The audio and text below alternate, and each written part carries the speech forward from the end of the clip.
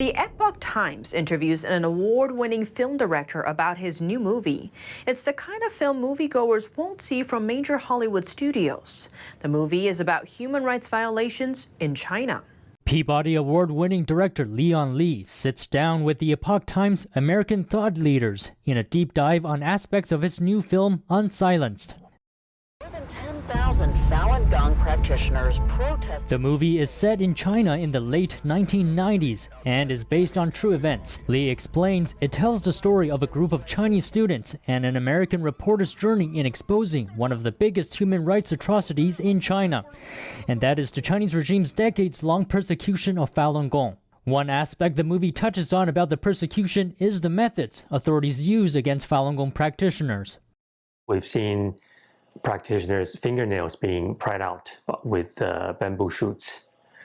In UNSILENCED, for example, we have practitioners burned by irons, shocked by electric batons. So violence and propaganda, the two most effective weapons the CCP had. Lee also explains to American thought leaders the scale of this ongoing persecution. The entire nation is mobilized in the crackdown against Falun Gong. That's why you see husbands forced to divorce their wives. Children were kicked out of school because their parents are Falun Gong practitioners. Your colleagues, your classmates, your friends, everybody is mobilized to turn against you. UNSILENCED follows protagonist Wang. He is a Falun Gong practitioner. Overnight, he became an enemy of the state when the Chinese regime launched its persecution of the spiritual practice on July 20th, 1999. Lee explains why practitioners don't simply renounce their beliefs.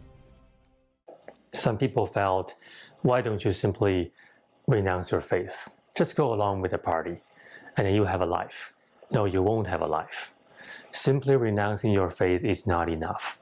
You have to turn in your friends. You have to betray the people you love.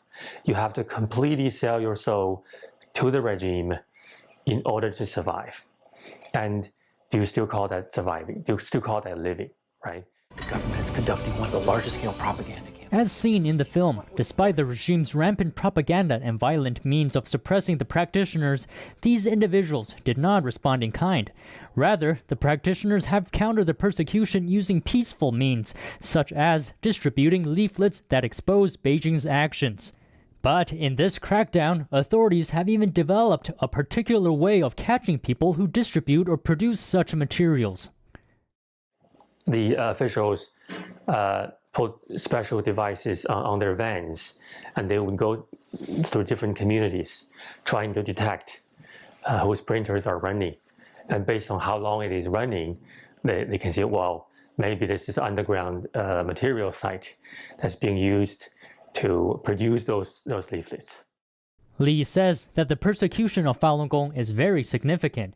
It's why he found it puzzling that Falun Gong is rarely mentioned when countries announce the diplomatic boycott of the Beijing Olympics, citing human rights violations.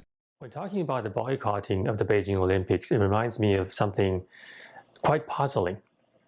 In almost all these official statements, people mentioned the Uyghurs. People mentioned other, groups that were persecuted, but rarely people mention Falun Gong.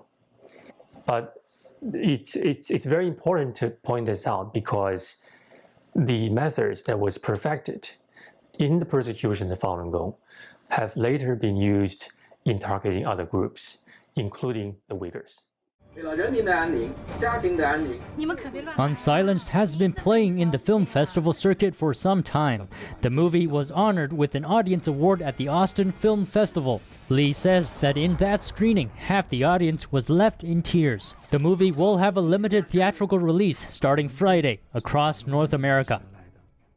The movie UNSILENCED will be released in 30 American cities on January 21st.